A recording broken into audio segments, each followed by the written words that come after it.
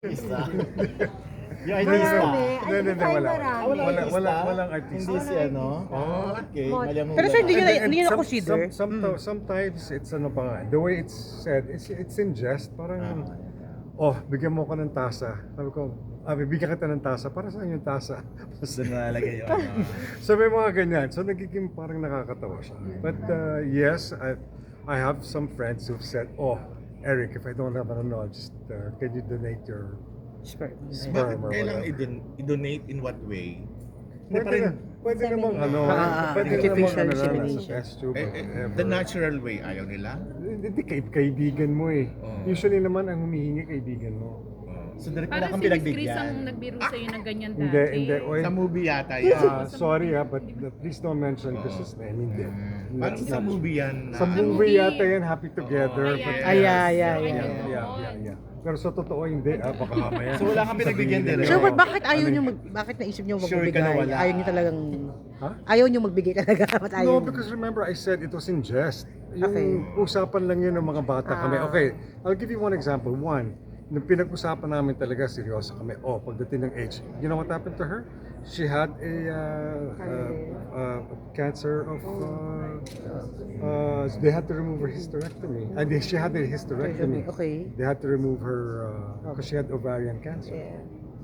So when we were talking about it nga, when I visited her in the hospital, napag-usapan namin, sabi niya, hindi na natin magagawa yung pinlano natin. Of course, ang treatment namin noon is it was jokingly, pero sometimes jokes are or there's always some truth to a joke. Pero direct ano ba, personal preference mo talaga not to have kids? I never said that. I never said that. So I never said that I have preference. I want to have kids. That's one thing that I want. Mga ilan? Until now. Marami. Pero gusto ko, okay na sa akin yung kambal sa babae sa lalaki para kompleto na kaagad. So open ka pa rin to get Oh yes, of course. married, to Kaya have nga sinabi ko kids? kanina, wala namang ang mga lalaki wala masyadong expiry. Mas mahaba yung ano na. So, Pero hindi mo idol I ang can- dad mo to have. Gusto sa isang babae lang. kailangan ba maging idol ang ang tatay dun sa pagiging babaero niya or sa pagiging maraming anak niya? No. Idol ko yung daddy ko because he's my dad and I love him very much. But yung pagtungkol sa mga anak, wala yun sa ganun. Hindi ko in-idolize yung daddy ko sa ganun. Actually nga, nagagalit nga ako sa kanya dahil binibigay ako ng maraming problema.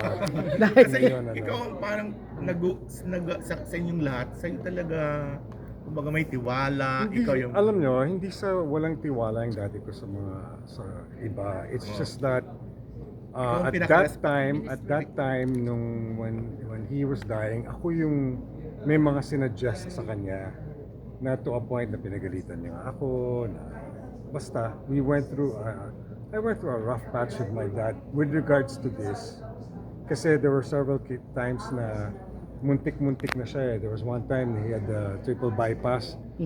Muntik na siyang you know, Yeah. we thought that he was going to lose him. So may mga ganyan. Tapos to a point na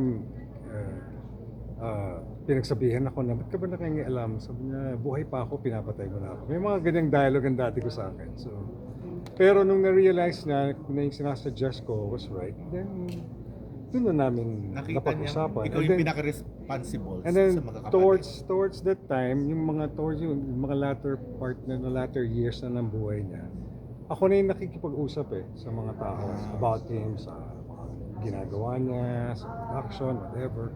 Ako na yung nakikipag-usap. So, kami ni Shasha. At hindi naman nakialam ng iba. Kumbaga, hinayaan ka na. Hindi naman sa ano, kaya lang kasi ako yung nandoon. Kaya ako yung naatasan. Direct lighter side naman, kanina na-mention na 40 years and Yeah, by December. Pero aside from Project Baby, ano ka bang hinahanda to celebrate your 40th anniversary? Wala naman. May project ka na isang gagawin? Well, marami akong iniisip na project. Right now, I'm part of Bybust, so I'm acting there. Then I might do a project soon. I really want to do a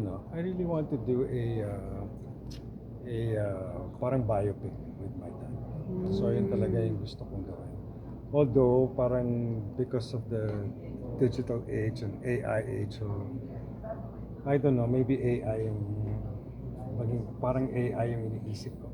Ikaw ang magiging ano. Anong ginawa na naman ni Epi yun before the concert ni Shasha, di ba? Oh yeah, no. AI as in the movie, Ah. the buong pelikula is AI. So siya rin mismo yung gaganap si Hindi. Parang siya I mean, mismo ang Hindi, gaganap. parang syempre, kasi nga AI na, di ba?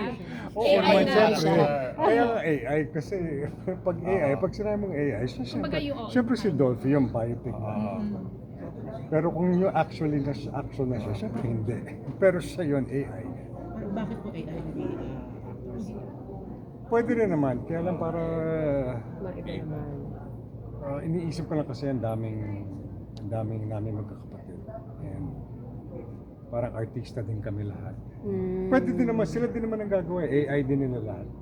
So yun yung iniisip ko. Kasi pag may guide naman, pag gumawa ka naman ng AI na guide, dapat mas maganda kung sila din. Diba? So para mas ano siya. So yun ang iniisip ko. Sila din ang gaganap. Pero direct yung plan mo na to, ma-materialize na ba siya sa... I hope mag-materialize. Siyempre, pinapangarap ko yun. Although, siyempre, kailangan pagandaan kasi hindi siya ganun kadali. Yeah. Especially kung AI siya. So, medyo madugo, medyo ambitious yung project, pero tingnan natin. Pero hope, gusto ko talaga na mangyari siya. Parang gusto mo rin yata dati nung may reunion movie kayo ni Aiko Melendez. Why not? Diba? Right. Why not? Yeah. Ako, gusto ko nga series with Aiko, kaming dalawa, parang gano'n. Kasi we had a series before, yung Toink sa GMA. It was a top rater, mataas ang rating yun.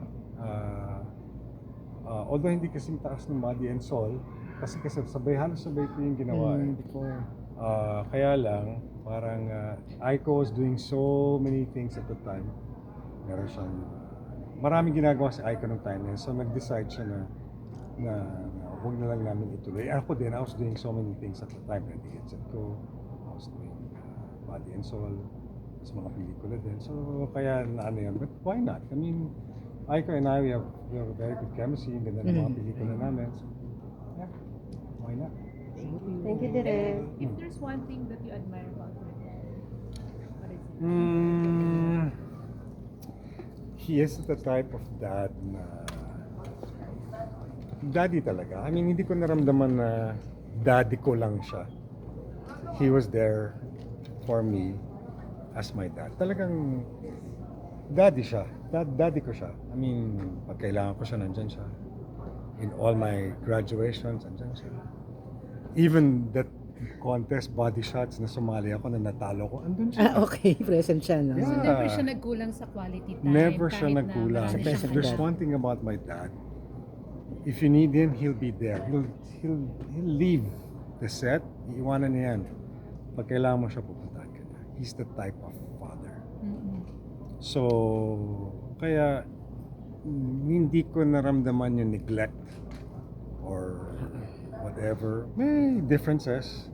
Lalo na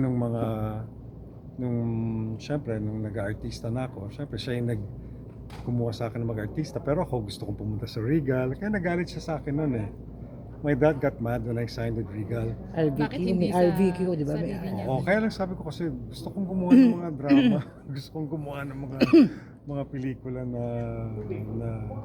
na yung gano'n, yung iba yung hindi yung comedy lang. So nagalit siya sa akin. Pero of course, siguro na-realize niya that I just wanted to have my own mark also. But if there's one thing, I mean, you know, I know for a fact that I will always be Dolphy's son, and it never bothered me that I'm just Dolphy's son. I'm fine with being Dolphy's son because I'm proud to be his son. So ako okay lang sa akin na pag anak ni Dolphy, I'm fine with that. Ano yung I'm proud. nami-miss mo sa kanya every time na nag-birthday siya? Wala, talking to him, nami-miss ko sa kanya yung private moments, private conversations because you learn a lot from him. I mean, he may not be academically, you know, he may not be very academic, but he's very knowledgeable in terms of in terms of mga life kasi he's very street smart. Tsaka yung buhay niya talaga, yung hard knocks, yung pinagdaanan niya. Hindi yung basta-basta gera, lahat ng paghihirap dinaanan niya. Kaya as a person, he's rich with knowledge of life.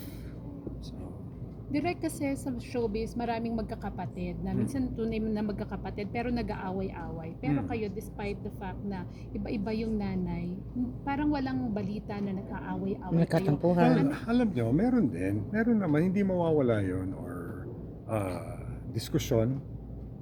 Pero kasi ang daddy ko kasi nagbitaw yan sa amin bago siya namatay. Gaya nga ng sinasabi ko nga kala Jerry kanina, tsaka kay Ray. Yung daddy ko kasi, kumbaga yung nangyari is we were prepared. Na-prepare kami kasi nung nalaman namin na may sakit siya at tinaningan siya ng mga 45 years, which is exactly, he died 5 years. Tama. Kasi yun yung bago mag 5 years dun siya namatay eh. But ang sabi kasi sa amin, it depends on the quality of his life. If he takes care of himself, Pwedeng Pwedeng maba. pwedeng longer. Kaya lang yung daddy ko matigas ulo, gusto magtrabaho. May sakit, Trabaho pupunta sa pa din, trabaho. Meron nga yan na tatawagan ako ni Shasha, Eric, hindi pupuntahan, Daddy mo. hindi darating ang daddy mo, may sakit. Sabi ko, okay, pack up tayo. Mamaya, after 2 minutes, Nandiyan na. Nandiyan na darating siya. ako, antayin mo ako. So, di ba, may ganun siya. So, he's like that. So, kumbaga, ang sa amin kasi, na-prepare kami. Na-prepare kami na mamamatay siya, anong dapat namin gawin. So, yeah. So naging bilin din ba niya na huwag kayong mag-away-away? Yes, ayoko mag-aaway-away kayo. Mas sinabi niya yun sa aming lahat. Pero hindi kayo yung dinadala sa social media, yung iingay, di ba? Kung nagkakatampuhan kayo, parang in private. Pinag-uusapan niyo po ng personal. Kailangan ba talaga na dalhin ng buhay kasi namin nga, doon? di ba, may No. mga ganong pamilya. Sila yun. Kayo. Yeah, Sila you're yun. right. Ako, I'd rather na, if we have discussions, let's discuss this. Personally. Kung gusto nilang dalhin sa media, dalhin nila sa media. Nasa sa kanila yan. But so far, Wala naman. Wala naman. Mhm. And until now, syempre yung mga naiwan ng daddy nyo, okay naman. Kumbaga yung relationship nyo hindi naapektuhan. Hindi Doon naman. sa- Hindi naman. So far, so good. Mhm. Of course, we're not perfect. But yeah. But so far, we're okay. Okay. Thank you, Direk. Sir, salamat po.